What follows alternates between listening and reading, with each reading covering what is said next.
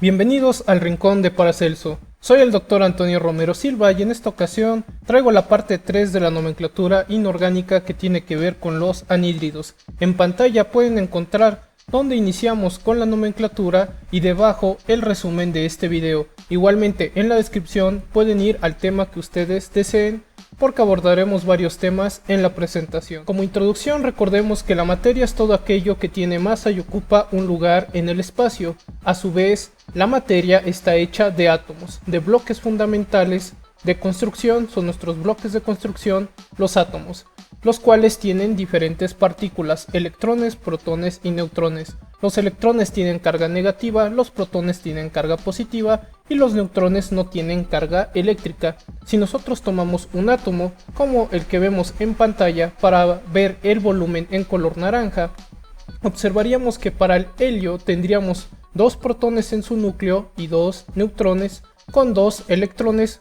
Estos electrones sienten atracción por las cargas positivas por los protones y se están moviendo en este volumen. Algo que tienen de especial los electrones es que no se puede conocer su velocidad y su posición al mismo tiempo, y además se comportan como partícula y como onda, lo que hace que nosotros solo hablemos de regiones de probabilidad donde podríamos encontrar a los electrones.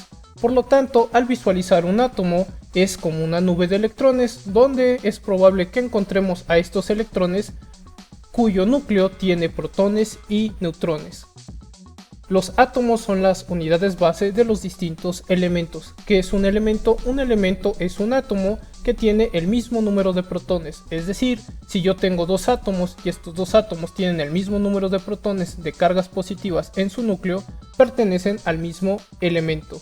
Por ejemplo, estos átomos de oro, sé que son átomos de oro porque cada uno tiene 79 protones en su núcleo. Los elementos tienen sus símbolos. Estos símbolos son una letra mayúscula o la combinación de una letra mayúscula y minúscula. Para conocer el número de protones que tiene un átomo en particular, podemos mirar el número atómico de ese elemento en la tabla periódica. El distinto acomodo que van teniendo los electrones en un átomo se conoce como configuración electrónica, donde si nos centramos en el núcleo que tiene las cargas positivas, por ejemplo para el neón tendría 10 protones y en su primera capa tendría 2 electrones, después tendría 8 electrones para la capa de color azul, que es la capa más externa que tiene el neón, y esta capa más externa también le decimos capa de valencia, y los electrones que estén ahí, por lo tanto, electrones de valencia. Esta representación es de electrones por capa. La podemos hacer más sencilla si nosotros usamos las estructuras de Lewis, porque van a representar lo que estamos viendo del lado derecho, pero de la siguiente manera. Ne es el símbolo del neón y va a representar al núcleo de las 10 cargas positivas y los 2 electrones que están en la parte naranja, y todos estos electrones, parte de la capa más externa, la de valencia, serían las esferas que pueden ver, que serían los puntos. Entonces, con esta representación vemos los electrones de valencia, los más alejados del núcleo, los de la capa más externa, ya sea para un átomo o para una molécula. Cuando se van combinando nuestros átomos, dan paso a enlaces químicos, donde un enlace químico es esta fuerza de atracción duradera entre átomos, iones o moléculas que da paso a los compuestos químicos. Un compuesto es cuando se combinan dos o más átomos de elementos diferentes. Un tipo de enlace químico es el enlace iónico, donde por ejemplo el sodio le va a transferir un electrón al cloro, y esto va a hacer que ahora el sodio tenga una carga positiva porque perdió un electrón y el cloro tenga una carga negativa porque ha ganado un electrón. Entonces, cuando un átomo transfiere un electrón a otro átomo, hablamos de un enlace metálico. Si por otro lado se están compartiendo los electrones, un par de electrones, tenemos lo que se conoce como enlace covalente, donde si se comparte de forma equitativa este par de electrones, que podemos visualizar como una línea, en este caso para los átomos de hidrógeno, decimos que tenemos un enlace covalente no polar. Por su parte, si tenemos que se comparte de manera desigual el par de electrones, hablamos de un enlace covalente polar. La idea detrás del enlace covalente es compartir un par o varios pares de electrones entre dos átomos. Los óxidos son la combinación de un elemento con oxígeno, y ahora vamos a ver específicamente a los óxidos no metálicos, que también se les llama anhídridos, donde es la combinación de un no metal con oxígeno. ¿Cuáles son los no metales? Si vamos a la tabla periódica, encontraríamos que del lado derecho están los gases nobles y los no metales son los que podemos ver en color rojo, donde de color rosa encontramos al oxígeno, ya que para hablar de óxidos es necesario hablar del oxígeno. Los metaloides serían el boro, el silicio, el germanio, el arsénico, el antimonio, el telurio y el polonio, y todos los demás serían los metales que están de color azul. Entonces nos vamos a enfocar al oxígeno y los elementos que están de color rojo. Un ejemplo de anhídrido sería el dióxido de carbono, que también podemos conocerlo como óxido de carbono 4 o anhídrido carbónico. Igualmente el dióxido de azufre u óxido de azufre 4, o también llamado anhídrido sulfuroso, que tendría un azufre y dos oxígenos, pertenece a los anhídridos, a estos óxidos no metálicos. ¿Qué tipo de enlace forman los óxidos no metálicos? Serían enlaces covalentes, porque aquí se están compartiendo pares o un par de electrones. Por ejemplo, si tenemos al carbono y va a compartir electrones con los oxígenos, vemos que con cada oxígeno está compartiendo dos pares de electrones. Entonces el carbono forma dobles enlaces con los oxígenos, y aquí donde remarco con las elipses en puntos se puede ver estos dos pares de electrones con cada oxígeno que está formando el carbono. Entonces está haciendo el carbono dobles enlaces, comparte dos pares de electrones. Por otra parte, igual el dióxido de azufre también forma dobles enlaces, entonces lo que está haciendo son dos pares de electrones compartidos con cada uno de los oxígenos. ¿Cómo se forman los óxidos no metálicos? A través de compartir electrones. Entonces, si yo tengo azufre y oxígeno, donde estamos viendo estas estructuras de Lewis para ver simplemente los electrones de la capa de valencia, los electrones más externos para el azufre y el oxígeno, observaríamos que pueden compartir dos pares de electrones. Entonces habría un doble enlace entre el azufre y el oxígeno. Entonces el azufre forma un doble enlace con el oxígeno, como podemos ver en esta representación de esferas y varillas. Si vemos nuevamente el caso del carbono con los oxígenos, el carbono forma dos dobles enlaces con los oxígenos, como podemos ver en la representación de pelotas y varillas, donde remarcamos los dobles enlaces que se están formando con cada uno de los oxígenos. Si yo tuviera el nitrógeno y el oxígeno, vería que la proporción, es decir, la cantidad de átomos de nitrógeno y de oxígeno, va a variar. Por ejemplo, si yo hago que este nitrógeno de la izquierda comparta dos pares de electrones con el oxígeno, comenzaría a tener que puede seguir compartiendo electrones. Por ejemplo, este electrón que está en la parte derecha del nitrógeno de la izquierda puede compartirlo con el electrón de la izquierda que tiene el nitrógeno que acaba de aparecer, y a su vez, si yo reacomodo los electrones del nitrógeno, puede compartir dos pares con el oxígeno, y todavía tengo electrones para compartir. Estos dos electrones que se mueven ahora del nitrógeno pueden formar dos pares de electrones compartidos con el oxígeno que apareció al final. De esta manera, con las elipses muestro dónde están los enlaces, y tendríamos que los nitrógenos formaron entre sí un enlace simple, y con los oxígenos están formando dobles enlaces, como podemos ver en la representación de pelotas y varillas.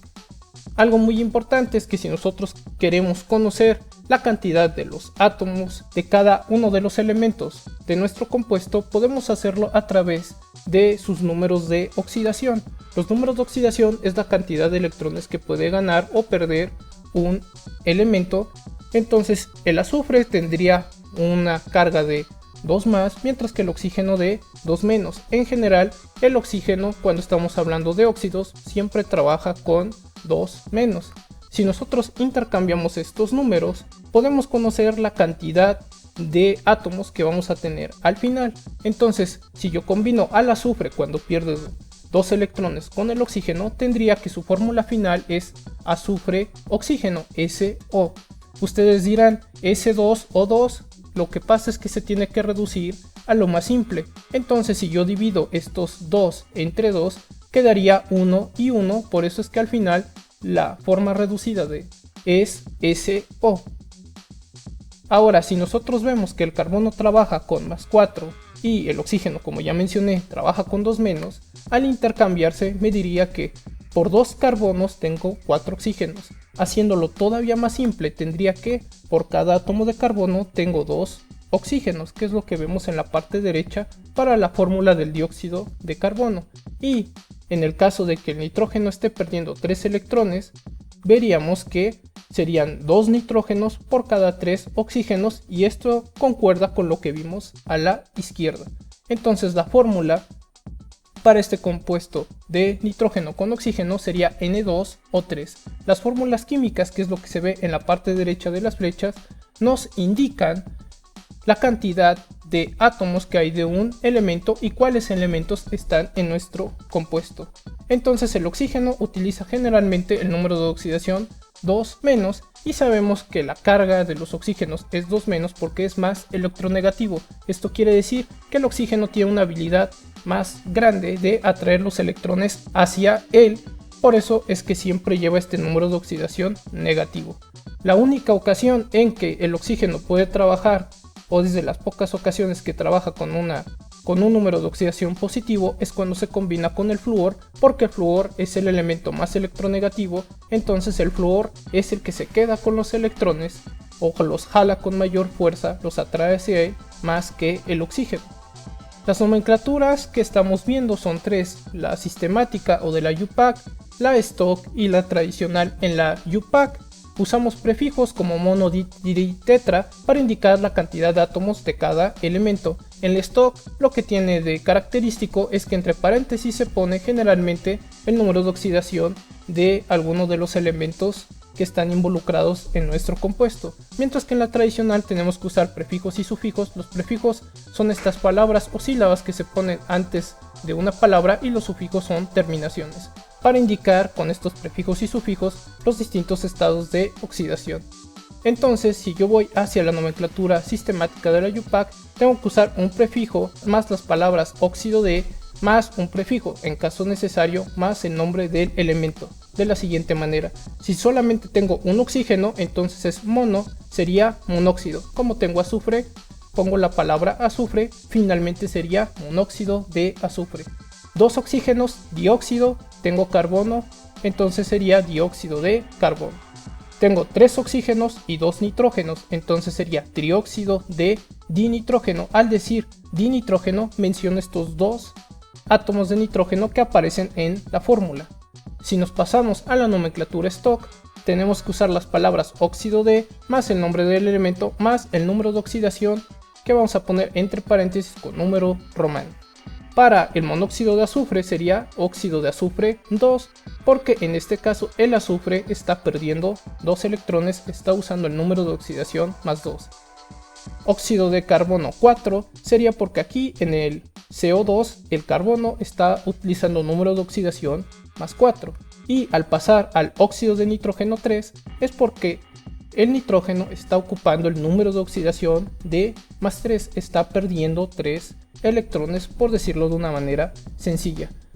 En el caso de la nomenclatura tradicional tenemos que usar la palabra anhídrido más los prefijos y sufijos que necesitemos, donde el nombre del elemento, si viene de alguna raíz latina, griega u de algún otro idioma, tenemos que usarla como base. Por ejemplo, para el azufre tendríamos que viene del latín sulfur, por eso es que va a aparecer esto como el nombre del elemento, sulfur. Para el azufre, para la fórmula SO tendremos que es un anhídrido hiposulfuroso, mientras que para el CO2, para el óxido de carbono 4, o que ya llamamos dióxido de carbono, sería anhídrido carbónico.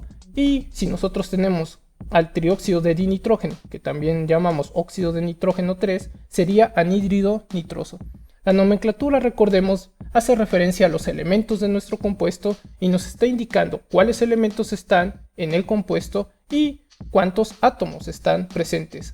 Hay que abordar un poco más sobre la nomenclatura tradicional porque tiene ciertos detalles, que son los siguientes. La nomenclatura tradicional depende mucho de los números de oxidación que tiene un elemento. Un mismo elemento puede tener varios números de oxidación porque puede haber varios casos para perder o ganar electrones. Por ejemplo, si nosotros tuviéramos al carbono, el carbono puede trabajar con más 2 y con más 4, entonces tiene 2 números de oxidación. Si está usando más 2, entonces hablaríamos del anhídrido carbonoso, porque se usan dos números de oxidación, las terminaciones para el menor número de oxidación es oso y para el número de oxidación más grande es ico. Como estamos con el caso en el que el carbono tiene su número de oxidación más pequeño, termina en oso y usamos las palabras anhídrido, la raíz latina es carbonem, entonces a carbonem le tenemos que sumar oso y termina en carbonoso. Si nosotros usamos el número máximo que tiene el carbono para combinarse sería más 4 y entonces aquí tendríamos que usar la terminación ico, entonces sería carbónico. CO2 sería anhídrido carbónico. Si vamos a un elemento que tenga 3 números de oxidación encontraríamos al azufre. Tenemos que usar entonces siempre la palabra anhídrido y aquí veremos qué prefijos y sufijos se necesitan cuando hay 3 números de oxidación. Si tenemos el primer número de oxidación para el azufre, el más pequeño sería 2 más. Aquí tenemos que poner la palabra hipo antes de la palabra sulfur para terminar en oso cuando se use el número de oxidación más pequeño si un elemento tiene 3 números de oxidación. Por lo tanto, SO sería anhídrido hiposulfuroso. Si vamos con la siguiente número de oxidación del azufre sería más 4 y sería el número de oxidación medio. Aquí simplemente tiene que terminar en oso, entonces sería anhídrido sulfuroso. Y utilizando el número de oxidación más alto para el azufre sería 6 más y aquí la terminación tiene que ser ico. Aquí hablaríamos del anhídrido sulfúrico. Cuando tengamos 4 números de oxidación vamos a usar los siguientes prefijos y sufijos. Un elemento que tiene 4 números de oxidación para combinarse con el oxígeno sería el cloro. Entonces el número de oxidación mínimo del cloro es más 1. Al combinarse con el oxígeno hablaríamos del anhídrido hipocloroso. Hipo y oso. Hipo sería el prefijo porque va antes de la parte del cloro y terminaría en oso, por eso es hipocloroso. El siguiente número de oxidación para el cloro sería 3 más, al combinarse con el oxígeno tendríamos una fórmula Cl2O3, aquí la terminación al usar el número de oxidación menor sería oso. Para el 1 más es el número de oxidación mínimo, entonces tendríamos anhídrido cloroso Cl2O3. Para el Cl2O5, cuando hablamos del tercer número de oxidación del cloro, hablaríamos del anhídrido clórico. Aquí la terminación tiene que ser ico. Y para el máximo número de oxidación del cloro, que sería 7 más, tendríamos que el prefijo antes de cloro sería per y tendría que terminar en ico. Por eso hablamos del anhídrido perclórico. Una manera de recordar esto es decir hipo del oso, porque siempre que haya hipo termina en oso con un perico. Cuando nosotros tenemos per, siempre acaba en. ¿Y qué características tienen los anhídridos? Puntos de fusión y ebullición bajos a intermedios. Por ejemplo, tendremos al dióxido de carbono, al monóxido de azufre y al pentóxido de disfósforo. El dióxido de carbono, por ejemplo, su punto de fusión es de menos 56.6, el del monóxido de azufre de menos 75.5 y del pentóxido de difósforo sería de 300 grados centígrados. Podemos notar que el dióxido de carbono y el monóxido de azufre tienen puntos de fusión bajos y de hecho son gases a temperatura ambiente, siendo el único sólido el pentóxido de difósforo. Los anhídridos tienen en particular que son óxidos ácidos. Esta combinación de oxígeno con un no metal nos da óxidos ácidos. Los óxidos ácidos es que cuando se combinan con agua forman un ácido. Si nosotros tenemos al decaóxido de tetrafósforo P4O10 y se combina con el agua, damos paso al ácido fosfórico. Si nosotros tenemos al trióxido de azufre SO3 y lo combinamos con agua, damos paso al ácido sulfúrico. El dióxido de carbono más agua al ácido carbónico. Si nosotros tenemos al pentóxido de dinitrógeno, al combinarlo con agua se forma ácido nítrico, y si nosotros tenemos al trióxido de selenio combinado con agua, damos paso al ácido selénico. ¿A qué se refiere esta palabra de anhídrido? Hace referencia a la pérdida de agua o ausencia de agua, es decir, anhídrido sería sinónimo de sin agua.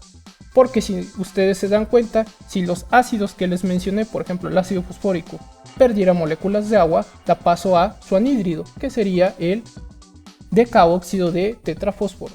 Por eso los anhídridos son la forma seca de algunos ácidos. Distintos estados de la materia encontramos para los anhídridos. Por ejemplo, para el pentóxido de tetrafósforo vemos que son cristales blancos y tienen por lo tanto estructuras muy arregladas que son estructuras cristalinas como la que vemos en pantalla.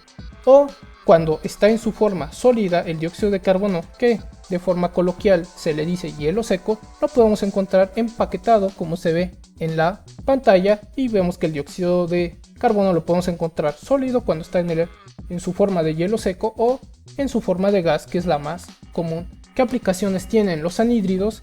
Algunos, como el dióxido de carbono, al burbujearlo en agua obtenemos el agua carbonatada, que puede ser para las sodas o los refrescos, y por ejemplo el decaóxido de tetrafósforo se usa como desecador, es decir, para que absorba agua y nosotros sequemos por ejemplo algunos gases. Por lo tanto, los óxidos no metálicos es la combinación de un no metal con oxígeno.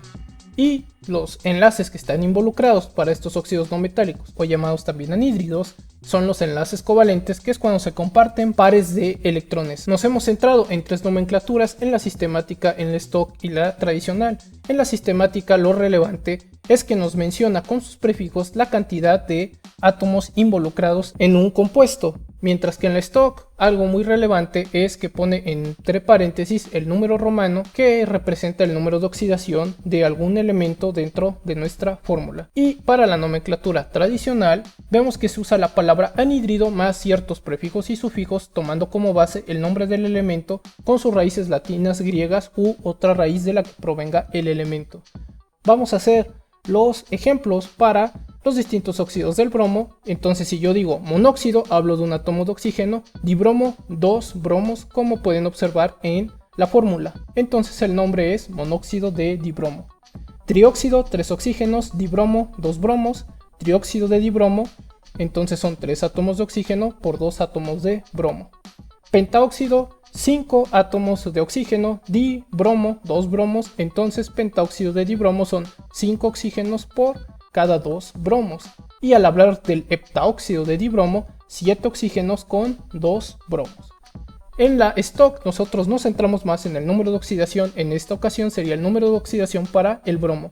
Para Br2O encontremos que el óxido de bromo tendría un número romano de 1 porque el bromo está utilizando este número de oxidación, más 1.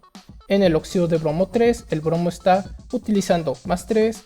Para el óxido de bromo 5 el bromo está utilizando el número de oxidación 5. Y para el óxido de bromo 7 el bromo está utilizando el número 7. Si se dan cuenta, todos estos números en romano tienen concordancia con la cantidad de oxígenos que tienen las fórmulas. En el óxido de bromo 1 solo hay un oxígeno, en el óxido de bromo 3 hay 3 oxígenos, en el óxido de bromo 5 hay 5 oxígenos y en el óxido de bromo 7 hay 7 oxígenos.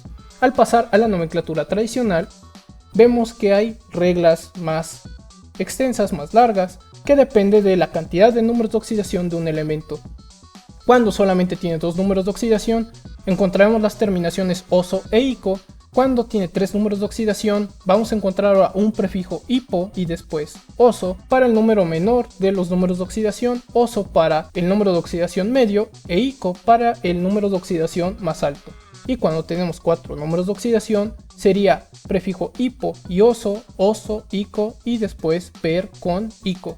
Lo que nos menciona que vamos siempre de los números de oxidación más bajos a los más altos. Tomando en cuenta los óxidos de bromo, el bromo ya vimos que utiliza 4 números de oxidación, entonces las reglas que tenemos que usar son las de nuestra caja que dice 4 números de oxidación. El menor número de oxidación para el bromo sería cuando tenemos en la fórmula Br2O, entonces sería anhídrido hipobromoso.